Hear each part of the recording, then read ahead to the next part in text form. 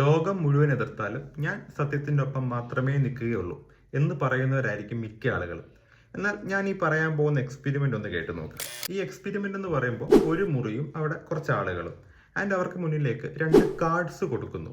അതിൽ ഒരു കാർഡിൽ ഒരു സിംഗിൾ ലൈനും മറ്റേ കാർഡിൽ 3 ഡിഫറെൻറ്റ് ലെങ്തിലുള്ള ലൈൻസും വരച്ചിട്ടുണ്ട്. ഇവർക്ക് മുന്നിൽ ഒരു ചോദ്യവും കൊടുക്കുന്നു. അതായത് ഫസ്റ്റ് കാർഡിലെ ലൈൻ ഉണ്ടല്ലോ, ആ ലൈനിന് ഈക്വൽ ലെങ്ത് ഉള്ള ലൈൻ സെക്കൻഡ് കാർഡിൽ ഏതാണെന്ന്.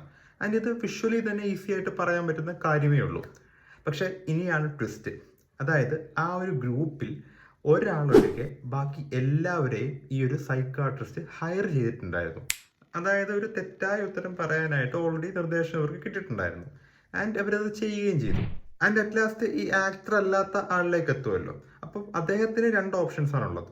ഒന്നെങ്കിൽ അദ്ദേഹം ശരിയെന്ന് വിശ്വസിക്കുന്ന ആ ഒരു ഉത്തരം പറയാം, അല്ലെങ്കിൽ ബാക്കി എല്ലാവരും പറഞ്ഞ ആ ഒരു തെറ്റായ ഉത്തരം പറയാം. 75% ആളുകളും കൂട്ടത്തോടൊപ്പം നിന്നുകൊണ്ട് ആ ഒരു തെറ്റായ ഉത്തരമാണ് ചൂസ് ചെയ്തത്. ഈ എക്സ്പെരിമെന്റിന്റെ പേരാണ് ആഷ് കൺഫോർമേഷൻ എക്സ്പെരിമെന്റ്. ഇങ്ങനെ തന്നെയാണ് നമ്മളുടെയൊക്കെ പലരുടെയും ലൈഫ് ഈസിലി ഇൻഫ്ലുവൻസ്ഡ് ആവുന്നത്.